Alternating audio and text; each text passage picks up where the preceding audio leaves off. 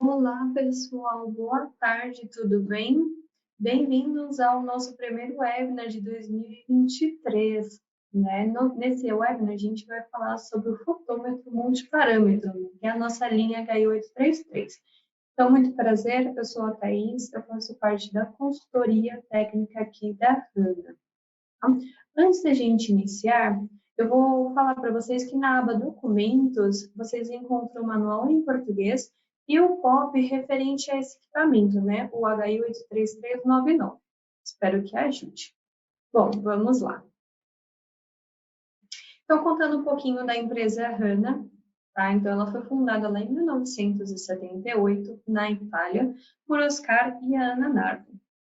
Não, atualmente, nós temos fábricas aí nos Estados Unidos, Romênia, Itália e Ilhas Maurícia.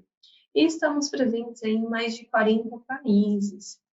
A Hanna, ela está há 18 anos no Brasil e possui um estoque próprio.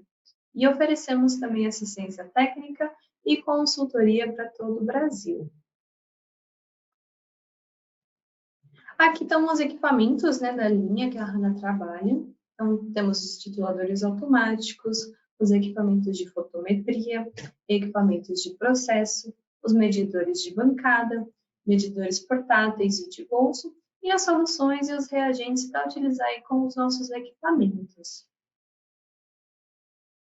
Bom, vamos iniciar falando um pouquinho sobre colorimetria, né? Que é uma determinação da concentração de uma substância pela medição da absorção relativa da luz, junto de uma concentração conhecida de uma substância. Então, essa quantidade de radiação absorvida é dada através pela lei de Beer-Lambert, que é essa que está representada aqui embaixo, né? Onde A é a absorvância, o E é o coeficiente molar, o L é o comprimento e o C é a concentração em mol por litro. Na imagem aqui do lado, é uma tabelinha, né, com alguns comprimentos de onda e as cores absorvidas e as cores observadas, né? Então, vocês podem ver no comprimento de 650 nanômetros, a cor absorvida é o laranja, né? E a cor observada aí é um verde azulado, certo? É muito importante a gente falar também que na colorimetria visual, natural ou artificial, a luz branca é usada como uma fonte de luz e as suas determinações elas são realizadas com um instrumento, né, chamado colorímetro ou comparador de cor. Então, quando o olho ele é simulado por uma célula fotoelétrica, o instrumento é chamado aí de colorímetro fotoelétrico.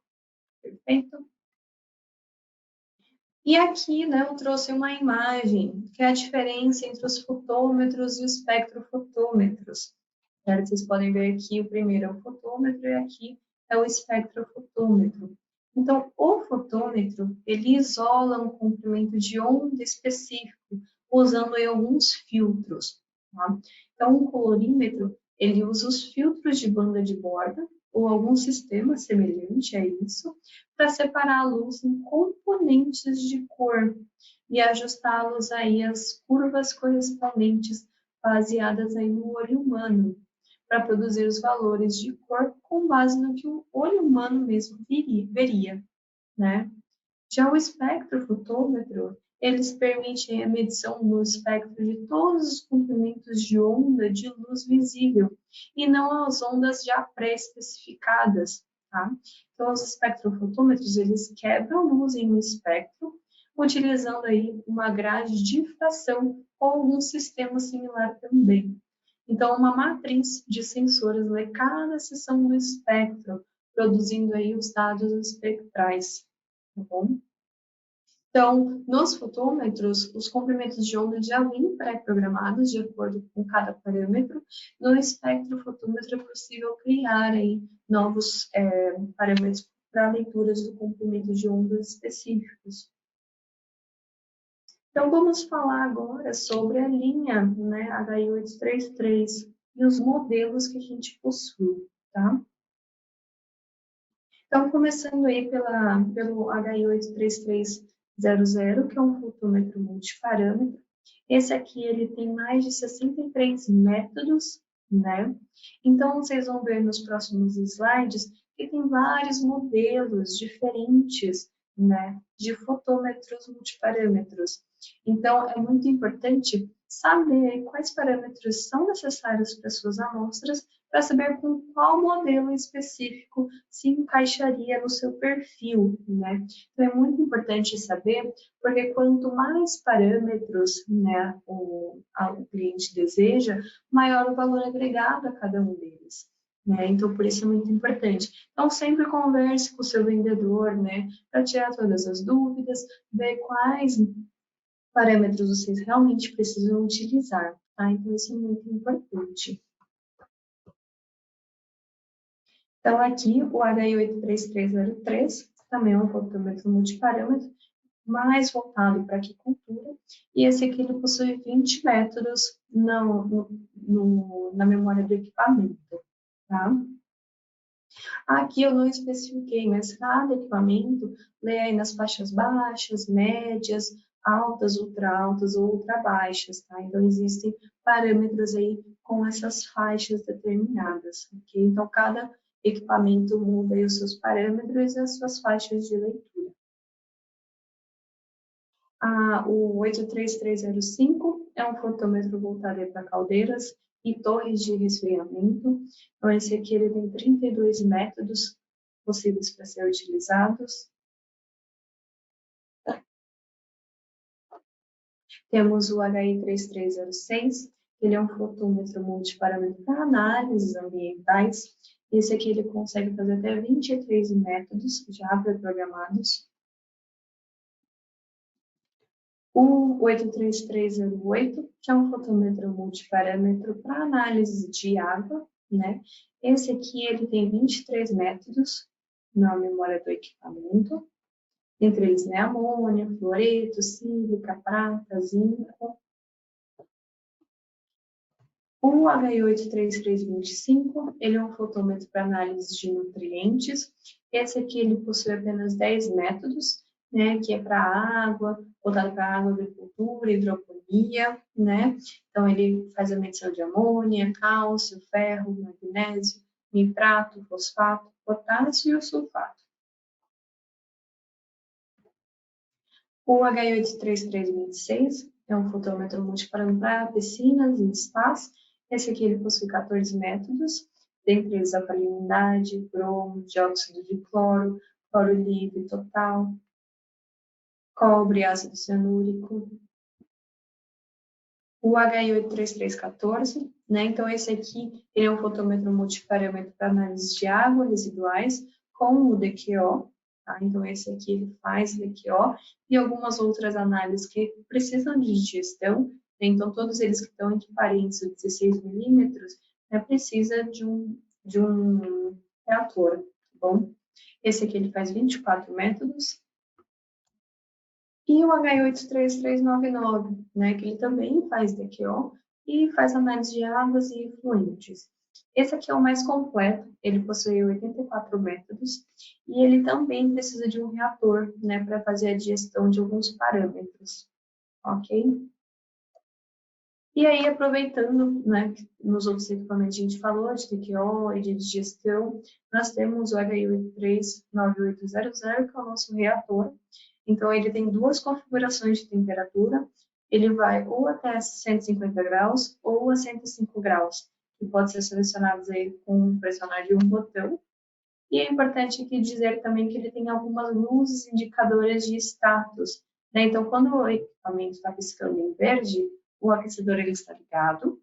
Quando está piscando em amarelo, o reator, né, está aquecendo para a temperatura que já foi definida nele. E quando está em vermelho, o reator ele já ultrapassou os 50 graus, além de alertar que o equipamento ele já está quente. Tá? E ele também possui um temporizador integrado. Então, dependendo das amostras, né, então você consegue programar certinho o tempo que tem que ficar ali no reator, tá bom? Então, vou começar a falar mais especificamente do HI83399, tá? Então, vou passar para a descrição do equipamento.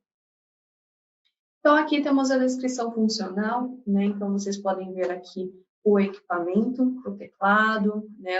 As teclas funcionais, a parte onde coloca, né, as amostras e o adaptador de 16 milímetros, e a parte de trás dele, né, onde a gente tem algumas conexões, dentre elas o eletrodo de pH, o conector USB e também o conector micro USB, certo? O USB é para poder fazer transferência de dados para o pendrive, né? E o micro USB é para poder fazer essa conexão com o computador, tá? Aqui eu vou passar um vídeo, certo? Mostrando as partes principais do equipamento, tá? Então, aqui a tela, as teclas funcionais, o teclado anti-respingos, né? Onde coloca a amostra, e a parte de trás dele, o USB, o micro USB e a entrada para o conector de pH, certo? Falando um pouquinho rapidamente sobre o sistema óptico, né, do equipamento. Então, é importante dizer que o sistema ele tem uma referência interna do fotômetro, ele compensa aí qualquer desvio causado por flutuações de energia ou mudanças de temperatura ambiente, né, fornecendo uma fonte estável de luz para sua medição branca, né, que seria o zero, e a medição da própria amostra. Então, esse equipamento ele possui a lâmpada LED, né, que oferece uma performance superior se comparada com as lâmpadas de tungstênio. Os LEDs eles possuem uma maior eficiência luminosa, né, fornecendo mais luz e usando menos energia. E elas também produzem pouco calor, o que de outra forma poderia afetar aí a estabilidade eletrônica, né? E os LEDs eles estão disponíveis numa grande variedade de comprimentos de onda, enquanto para as lâmpadas, né, de tungstênio, possuem fraca saída de luz, azul, violeta, tá?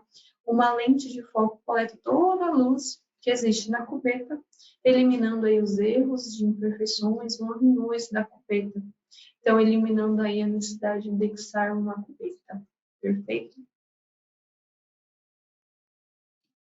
Falando agora sobre as operações gerais do equipamento. Então, tem a opção de selecionar o modo, né? E como eu tinha até comentado com vocês, tem o modo fotômetro e o modo sonda, né? Então, o modo fotômetro, ele ativa aí a demonstração de uma cubeta, usando o sistema óptico integrado. Já o modo sonda, ele ativa a medição contínua, usando aí um eletrodo digital conectado na porta de 3,5 milímetros. Então, para poder alternar entre o modo fotômetro e o modo sonda, a gente utiliza aí a tecla de Mode, perfeito? Aqui algumas configurações gerais, né? Que para entrar nas configurações do equipamento, a gente pressiona aí o Setup, certo? Lá a gente vai encontrar o Call Check.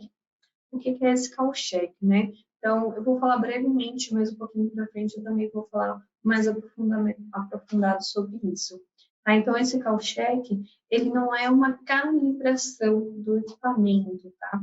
E sim uma verificação do comprimento de onda que tem no equipamento, tá? Então, fazendo essa verificação, você consegue saber se a variação, né, dos valores encontrados estão dentro do limite aceitável, tá? A gente também tem a opção de mudar a unidade de temperatura, graus Celsius ou Fahrenheit. A gente pode mudar também a luz de fundo, que vai do 0 ao 8. O contraste de 0 a 20, tá? A data e a hora. O formato da hora. O formato da data. Um separador decimal, se é vírgula ou ponto. O idioma, tá bom?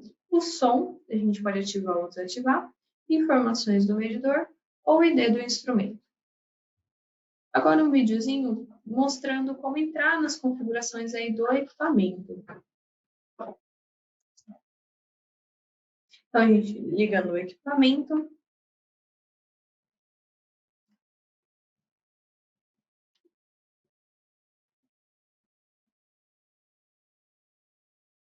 A gente entra em Setup. Então, a primeira coisa que eu vou mostrar aqui no vídeo é como a gente faz a mudança do idioma. Modify e selecionei o português.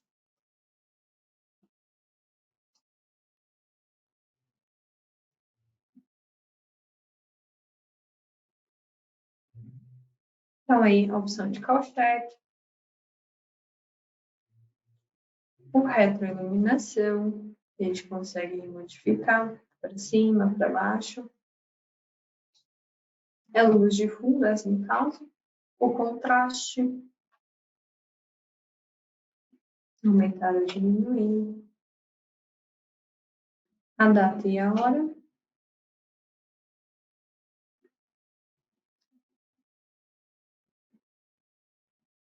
Faz a mudança certinho. Aqui o formato da hora, né, tá o AMPM, que é 12 horas. É só clicar ali e muda para 24 horas. O formato da data, o mês, dia e ano. Então, tem vários formatos de data.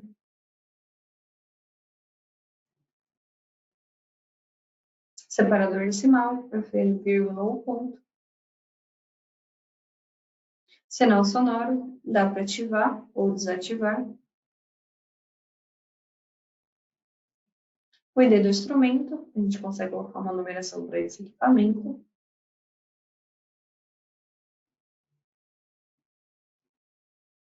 E informações do medidor, né? O modelo, o número de série, o idioma e o firewire.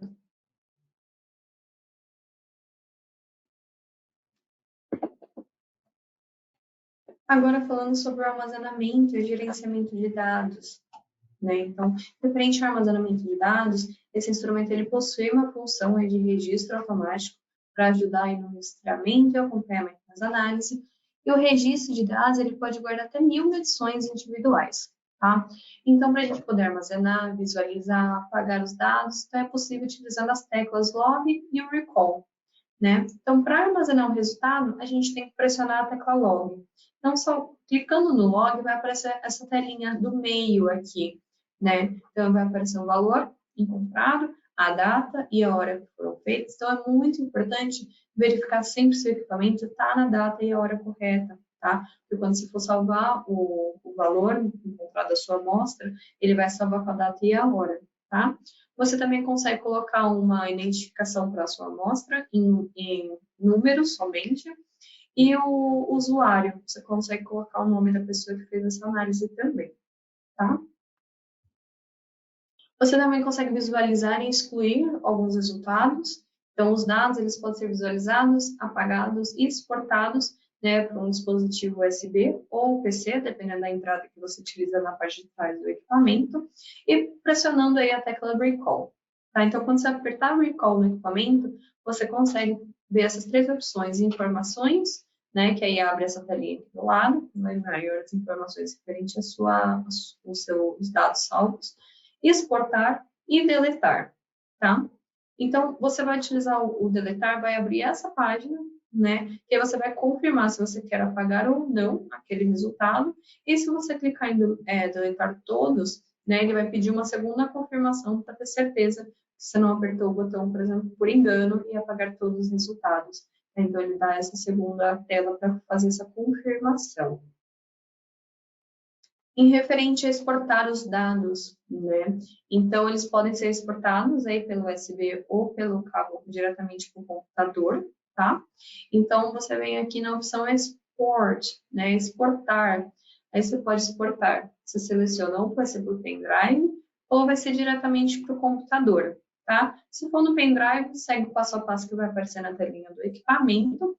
E aí, eles vão gerar um arquivo único com essa nomenclatura que aparece aqui embaixo, né? O HIUX3399.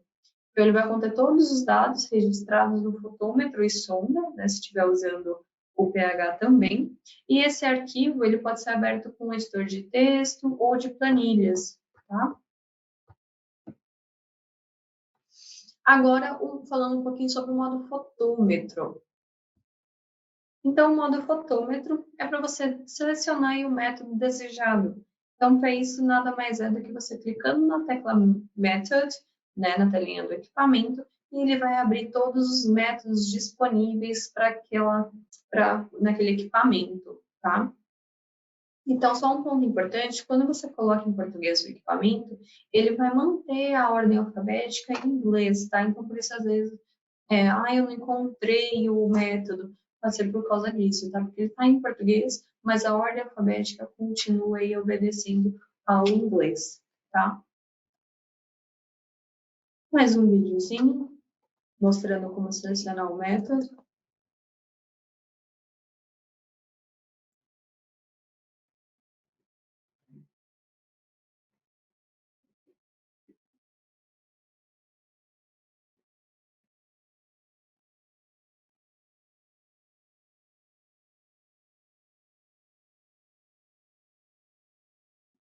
Esse GA, GB que vocês viram passando na tela, é a questão da faixa baixa, faixa alta. Ele faz a tradução como gama alta, gama baixa, gama ultra baixa. Tá? Então, por isso que vocês viram esse GB na frente dos parâmetros. Dos parâmetros. Então, aqui algumas dicas, né? Como coletar e medir amostras utilizando aí os reagentes. Então, o uso correto do frasco conta-gotas. Eu até trouxe um aqui, né, para mostrar para vocês. Antes de vocês utilizarem, vocês batam para cima e para baixo na mesa e depois utiliza, né, para dar uma homogeneizada no frasquinho. Em relação ao uso correto do sachê, eu também trouxe um aqui. Vocês podem reparar que eles têm o desenho da tesoura aqui do lado. Então, é muito importante vocês obedecerem a cortagem para ficar mais fácil na hora de passar o reagente para dentro da cubeta, tá? E aí, quando você abre, faz tipo uma boquinha no sachêzinho. Aí fica mais simples de poder transferir isso aqui para dentro da cubeta. A preparação da cubeta, né? Então, vai depender muito de cada método, de cada passo a passo dos métodos. Nos métodos, vão informar o passo a passo certinho para cada análise, tá? Mas entre elas, vocês podem encontrar e inverter a cubeta para misturar. Então, você inverte para cima, para baixo, né? Inverter a cubeta, fazer esse tipo de movimento. Às vezes, vão pedir para agitar suavemente. Então, para cima, para baixo, para cima, para baixo. Agitar suavemente. E tem, por último, agitar vigorosamente, né? Então, você faz esse tipo de movimento. Nesse agitar vigorosamente, pode formar algumas bolhas, tá? Vocês podem dar batidinhos no vidro, tá? Ou deixar ele descansar por uns segundos. As bolhas, elas vão sumindo, tá? Então, algumas dicas é utilizar essa tampinha, tá? Que elas vão junto com as cubetas, porque na hora que você agita vigorosamente, né, a cubeta, pode ter o perigo de vazar. Então, essa segunda tampinha é uma segurança extra de não vazar sua amostra, tá bom? E aí, sempre é muito importante, porque a gente normalmente quando pega as cubetas, a gente pega no vidro, né? Fica marcas de dedos aqui. Então, é muito importante, depois que fez toda a preparação, né? Fez a agitação, colocou o conteúdo do sachê aqui dentro, pega uma flanelinha, né, e faz a limpeza para tirar essas marcas de dedo, gordura que ficam no frasco, tá, na cubeta. Em relação ao adaptador do frasco, né, de 16 milímetros, quando a gente vai fazer DQO ou algumas outras análises que precisam de digestão, né? Então, quando é esse tipo de análise, vocês veem com o método, né? Entre parênteses, fica um 16, quando você vai selecionar, e quando você seleciona aquele método, na telinha fica aqui o 16 milímetros. Então, é para você utilizar o adaptador, tá? Então, nessa imagem aqui, a gente pode ver a forma incorreta de colocar o frasco, tá? O frasco não, perdeu, o adaptador, porque vocês viram na segunda foto, tem uma identificaçãozinha aqui, uma bolinha. Essa bolinha tem que acompanhar a bolinha que tem aqui dentro da tampa do equipamento, né? Então, sempre encaixe o adaptador da forma correta, tá? Vou mostrar um vídeo aqui agora de como a gente insere, né, o adaptador no equipamento. Ó, vocês viram, tem essa marcaçãozinha na parte de cima e a marcaçãozinha, essa bolinha no equipamento. Então, é só seguir uma em relação à outra e encaixar ela certinho. Então, reparem que ficou paralela, né, as duas marcações. E vocês reparem que não dá para fechar. Por isso que esse adaptador ele é um pouco maior, né? Porque assim não tem a entrada de luz, né? Nem nada. Então, sempre lembrar, né, de apertar o frasquinho até o final. Não precisa fazer nenhum tipo de esforço, nem nada. É só realmente apertar para ele encaixar até o final. Então, aqui que eu vou comentar um pouquinho mais sobre a validação do call-check, né? Então, como eu tinha comentado com vocês, a gente entra em configurações e vai em call-check, tá? Então, é só seguir as instruções que vão aparecendo na tela. O kit de call-check, que é esse aqui, ele é vendido à parte, tá? Então, ele não vai juntamente com o equipamento, tem que ser comprado à parte. Então, por isso que sempre converse com o seu vendedor em relação a isso, tá? Para fazer adquirir esse padrão de call-check à parte. Então, ele é muito importante para você ver se os comprimentos de ondas do equipamento, eles estão da forma correta, tá? Então, como que funciona esse call-check? Cada um deles tem um valor específico, né? Então, cada equipamento da linha 833, ele vai ter um call-check específico, né? Porque depende dos comprimentos de onda que cada equipamento faz, né? Então, esse aqui, por exemplo, que está aparecendo aqui na tela, 420 nanômetros, 466 nanômetros, né? Então, o que que tem que obedecer? Um ABS mais ou menos 0,02, né? Então, de 0,98 ABS até 1,02 ABS. Se os valores encontrados após esse call-check estiver dentro dessa, como se diz? Dessa variação, ele está aceitável, tá? Ele está funcionando certinho. Se der algum valor fora, então aí é importante verificar em relação a isso, tá? Então, lembrando, isso aqui é um verificador, né, dos comprimentos de onda, não é uma calibração. Em relação a isso, nós temos um parceiro que faz a calibração do equipamento, até mesmo antes de sair aqui da própria HANA, e ir até os clientes, ou até mesmo quando o cliente solicita, tá? Então, é muito importante conversar com o seu vendedor em relação a isso também, tá bom? Aí cada equipamento tem uma questão de validade da calibração, né? Depende do uso também, tá? Então, tem muitas variáveis em relação a isso, por isso que tira essas dúvidas com o seu vendedor, tá bom? Aqui eu vou mostrar um vídeo em relação a como utilizar esses padrões de calibração, de call check, perdão.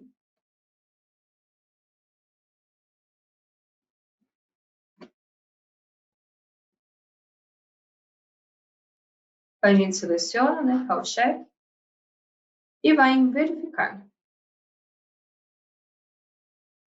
Então, aqui ele já pediu a mensagem, né? Insira o 0 e depois aperte continuar.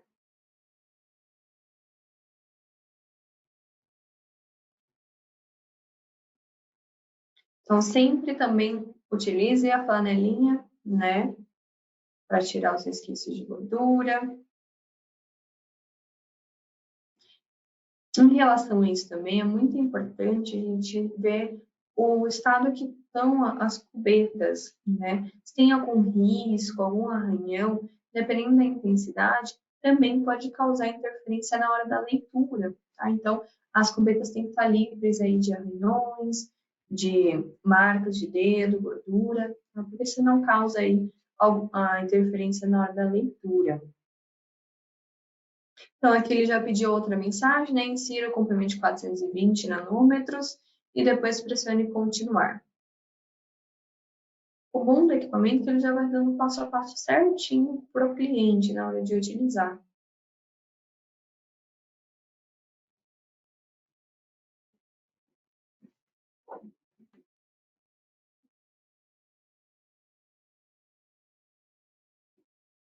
Aqui ele já pediu o próximo, 466 nanômetros.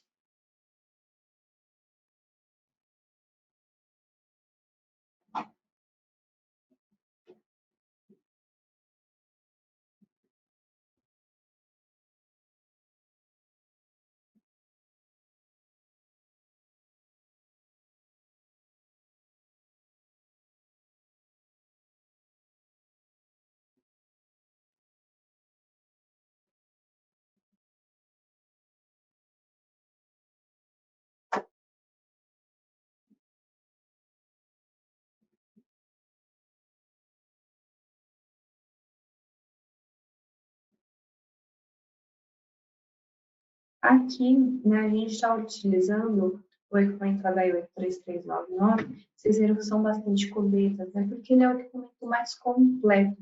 Então, ele possui vários métodos e vários comprimentos de ondas diferentes. Então, por isso que também existem call checkers diferentes, né? Padrões call checkers com menos quantidade. Né? Então, teve algum equipamento lá atrás que tem 10 métodos. Provavelmente tem 2 ou 3 comprimentos de onda para poder fazer essa verificação. Então, esse aqui e o H83300 possuem os mesmos parâmetros, tá? Então, eles têm bastante comprimento de onda por ser mais completos.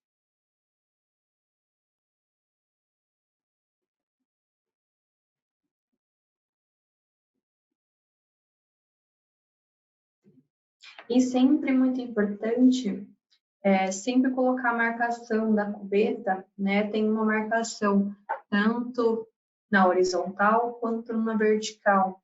Então, essa junção aqui, bem no ponto 10, tem que ficar aí voltado para a bolinha, né? A marcação que tem dentro da parte interna aí da tampa do equipamento, tá?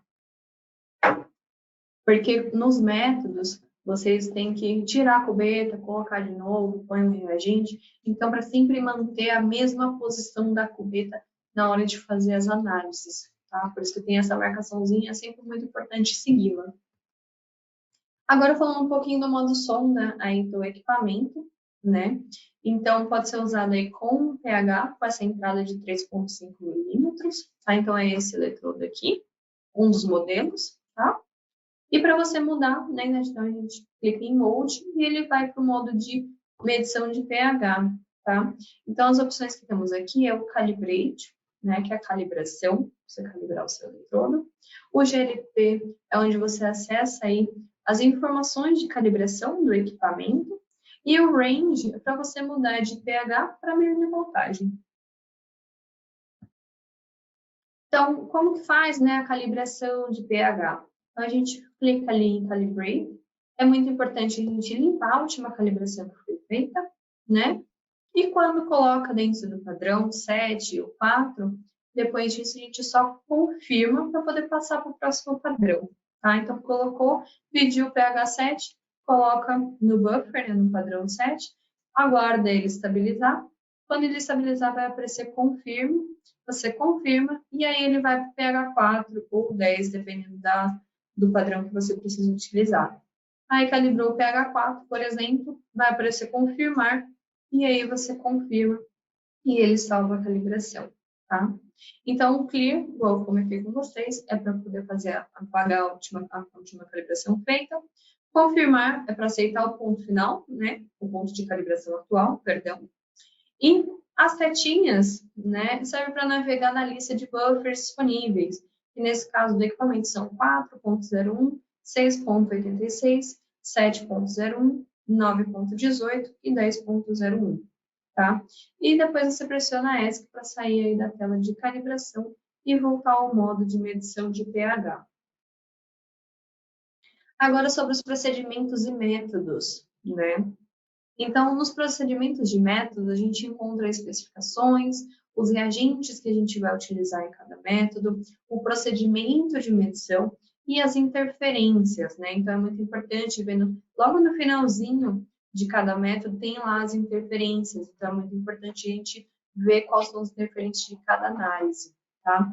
Então, os manuais, todos eles, de todos os equipamentos, né, na maior parte deles, está disponível em português nesse link que está mostrando na tela, tá?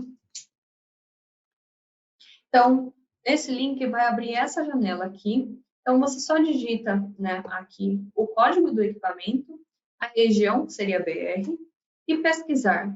E aí ele vai abrir aqui as opções de manuais em relação àquele equipamento, tá?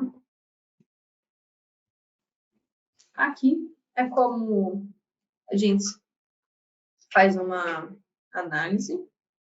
Nesse caso aqui, eu vou estar mostrando para vocês o foro total.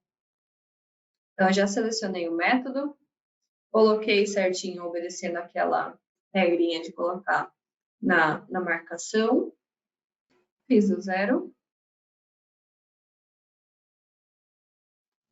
Agora eu vou retirar, vou colocar o reagente, Então, vou cortar certinho, né? Eu dei umas batidinhas para todo o reagente ir para a parte de baixo, né? Utilizo a tesoura, corto certinho na marcação.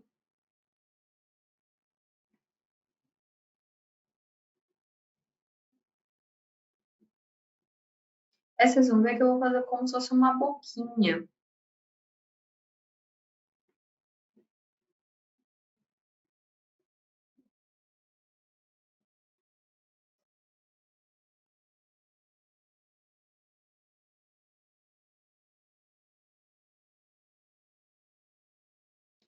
E transfiro para dentro da cubeta.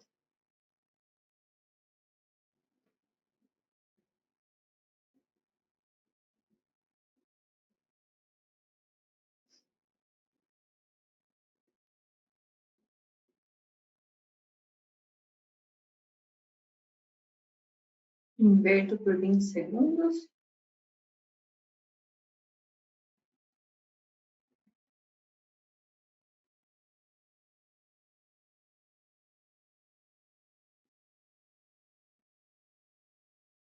Aqui, ó, reparem, falta fazer a limpeza, né? Então, é sempre muito importante lembrar de utilizar a panelinha.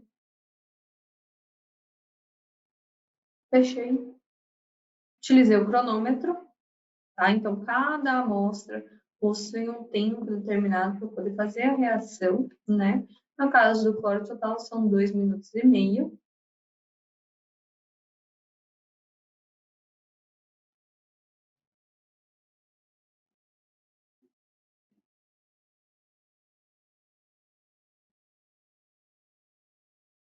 E aí, ele deu o resultado de 0,19.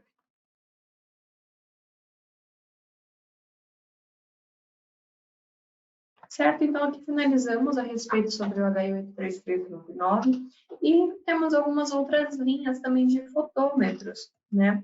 Nós temos aí a linha Checker, que é uma opção mais simples, né, para aqueles clientes que não necessitam aí realizar vários parâmetros. Então, a linha Checker, ele tem um parâmetro para cada checkerzinho, tá? Então, esse aqui é uma opção mais simples. E também temos a linha HI97, né? Que eles podem ter aí um ou dois ou três métodos, né? Juntamente com esse equipamento, tá? Então, ele é um pouquinho mais completo do que o checker, tá? Então, aqui está o meu contato, certo? E o meu nome. E antes de finalizar, eu queria falar a respeito que a gente recebeu algumas perguntas, né? Na hora da inscrição. E uma delas foi do Carlos, tá? Ele perguntou quanto tempo de leitura e quanto tempo dura a calibração do equipamento, né? Então, em relação ao tempo de leitura, cada método aí tem um tempo específico, né? Então, depende do método, depende da análise, tá? E em relação ao quanto tempo dura a calibração do equipamento, é aquilo que eu comentei com vocês, tá? Com relação a gente tem um parceiro que faz esses procedimentos de calibração, é muito importante conversar com o vendedor que atende cada um para tirar essas dúvidas em relação a isso, tá bom? Tem uma outra pergunta do Leidson, tá? Então, quais manutenções devem ser feitas no fotômetro? Então, em relação ao Caltech, né, para a gente sempre verificar os comprimentos de onda, se estão certinho, tá? E uma outra parte é a manutenção preventiva, tá? Você pode mandar o equipamento aqui para assistência técnica, para o pessoal avaliar o equipamento, ver se está certinho, se a pessoa trocou alguma coisa, tá? Então, a gente presta esse suporte. Temos também a pergunta do Renato, tá? Então, se existe algum call check padrão para cada parâmetro, né? Como posso confiar nos resultados das análises?